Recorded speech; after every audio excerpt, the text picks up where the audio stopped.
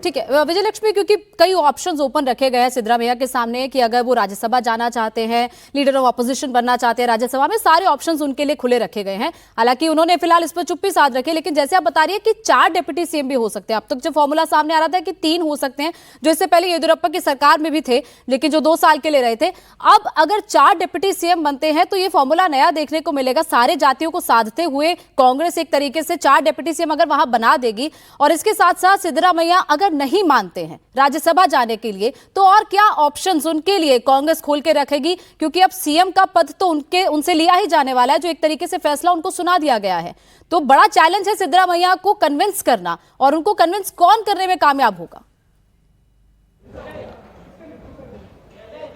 देखिए, उनको कन्विंस जो है वो राहुल गांधी ही कर सकते हैं, इसमें कोई दो राय नहीं है। राहुल गांधी को वो बहुत मानते हैं। सिद्धरामैया जब मुख्यमंत्री बने थे, जब सरकार कांग्रेस की आई थी, तो उनको मुख्यमंत्री बनाने में एक बड़ी भूमिका जो है वो राहुल गांधी की थी। हालांकि अभी अगर डीके शिव कुमार बनेंगे मुख्यमंत्री, तो उनको मुख्यमंत्री बनाने में एक बड़ी भूमिका जो है वो प्रियंका गांधी वाड्रा की रहेगी। लेकिन सिद्धरामैया राहुल गांधी की बात नहीं टालेंगे। हालांकि ऑफर जो उनको राज्यसभा का दिया गया है, उसको लेकर के अभी उनकी तरफ से कोई क्लैरिटी या उनके फैक्शन की तरफ से कोई बात नहीं आई है। लेकिन उनके बेटे को कैबिनेट में एडजस्ट करके डेप्यूटी सीएम देकर के कांग्रेस पार्टी जरूर कोशिश करेगी कि वो डायनेमिक। लेकिन अब ये देखना होगा, बिल्कुल ये देखना होगा कि राहुल गांधी उनको कन्विंस कर पाएंगे नहीं। विजयलक्ष्मी आप बने रहे हमारे साथ। वहीं सिद्धरामैया के करीबी आरबी देशपांडे का एक बड़ा बयान सामने आया। सिद्धरामैया कल सीएम पद से इस्तीफा देंगे, देशपांडे ने कहा है, और सिद्धरामैया आला कमान का फैसला मानेंगे। तो जिस पर अटकलें बार बार लगाई जा रही थी कि वो इस्तीफा कल दे सकते हैं, अब सिद्धरामैया के करीबी का ये बयान सामने आया। आरबी देशपांडे जो ये कह रहे हैं कि सिद्धरामैया कल सीएम पद से इस्तीफा दे देंगे और आला कमान का फैसला वो मानेंगे। नहीं, मौजूदा घटनाक्रम पर आप बड़े सीनियर लीडर हैं देशपांडे साहब, आप कैसे देख रहे हैं इस पूरे राजनीतिक घटनाक्रम?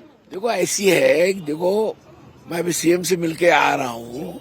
सीएम साहब दिल्ली गए थे, दिल्ली से वापस आए, उन्होंने बोला जो हाईकमांड बोलेगा वैसा मैं करूंगा। अभी हाईकमांड से जो भी आदेश उनको आता है वो इम्प्लीमेंट करेंगे। काफी लंबे समय से इस बात की चर्चा थी कि बहुत ज्यादा मनमुटाव है, अंदरूनी कलह, लेकिन अब आपको लगता है कि एक स्थिति में पहुंच गई है पार्टी और सरकार यहाँ पर कि अब सब कुछ ठीक हो जाएगा? आपको लगता है? नहीं, सरकार तो ठीक ही है, ठीक ही चलेगा। और जो डेवलपमेंट पॉलिटिकल हो गए वो हाईकमांड पर डिपेंड है ना। वो क्या डिसीजन लेंगे, वैसे वो सीएम साहब भी वैसे कदम डालेंगे। आप वरिष्ठतम नेताओं में से एक नेता हैं सर, तो आपको लगता है कि इस वक्त पर जो खबरें चल रही है कि स्टेप डाउन करने के लिए कहा गया है सीएम साहब को, ये पॉलिटिकली ठीक है? 28 के हिसाब से आप तैयारी कर रहे हैं, ऐसा माना जाए? देखो, सीएम बहुत पॉपुलर लीडर है, लेकिन हाईकमांड क्या डिसाइड कर रहा है वो मेरे को मालूम नहीं। हाईकमांड सीएम ने बताया जो हाईकमांड डिसाइड करेगा मैं मानूंगा, इतना ही मेरे को मालूम है। आप भी ब्रेकफास्ट मीटिंग में तो कल शामिल हो रहे होंगे, सीएम ने बुलाया? नहीं, मैं नहीं शामिल हूँ, मैं शामिल नहीं हो रहा हूँ। 28 की तैयारी है, इसको हम मान के चलें सर, जो रीजिग हो रहा है 2028 के चुनाव के लिए पार्टी अपने आप को तैयार कर रही है? इन सब डेवलपमेंट को देखें तो ऐसा लगता है? नो, पार्टी कभी भी तैयार है, 24 घंटे तैयार है, उसमें कुछ सवाल नहीं है। बदलना चाहिए कि नहीं बदलना चाहिए सर, अगर ऐसी कोई बात? मैं क्यों बोलने वाला हूँ बदलो करके? मेरा क्या अधिकार है? मेरे को क्या अधिकार भी नहीं बोलने का।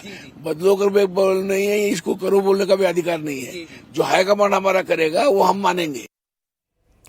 और टी राघवन हमारे साथ जुड़ गए हैं। टी राघवन, जिस तरीके से बार बार ये कहा जा रहा है कि कर्नाटक का फैसला दिल्ली में तो हो गया, लेकिन वो फैसला क्या वहां पर मान्य हो रहा है? आरबी देशपांडे तो ये कह रहे हैं कि जो आला कमान कह रहा है वही सिद्धरामैया कर रहे हैं, लेकिन कहीं ऐसा तो नहीं कि सिद्धरामैया के खेमे में कहीं विरोध के स्वर भी सुनाई दे सकते हैं, क्योंकि पार्टी में टूट भी ना हो ये भी मेक श्योर किया जा रहा है, क्योंकि 2 साल बाद चुनाव भी है।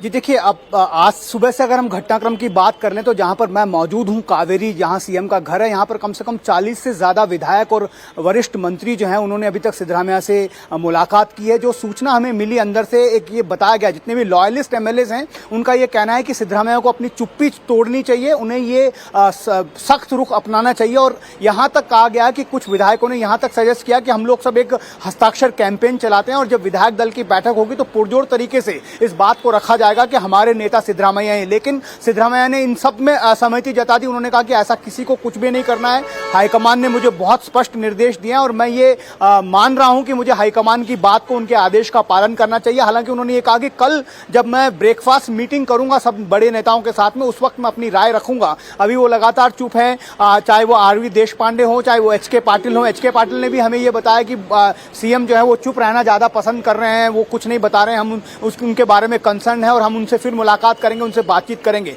कुल मिलाकर ये पता चल रहा है कि जो भी लॉयलिस्ट एमएलए और मंत्री हैं वो ये चाहते हैं कि किसी तरह से सिद्धरामैया जो है इसके खिलाफ आवाज उठाएं। लेकिन सिद्धरामैया का जहां तक मूड है, उनका बॉडी लैंग्वेज है, हमने सुबह देखा जब वो पंडित नेहरू के कार्यक्रम में शामिल होने आए थे, श्रद्धांजलि कार्यक्रम में, तब भी उनकी बॉडी लैंग्वेज से ये साफ पता चल रहा है कि उन्होंने ये एक्सेप्ट कर लिया है कि उन्हें स्टेप डाउन करना है। और हमें ये भी सूचना मिल रही है कि राजभवन से अपॉइंटमेंट के लिए भी यहां से सीएम कार्यालय से कॉल चला गया है। सुबह 10:30 बजे वो राजभवन जाकर अपना इस्तीफा दे सकते हैं।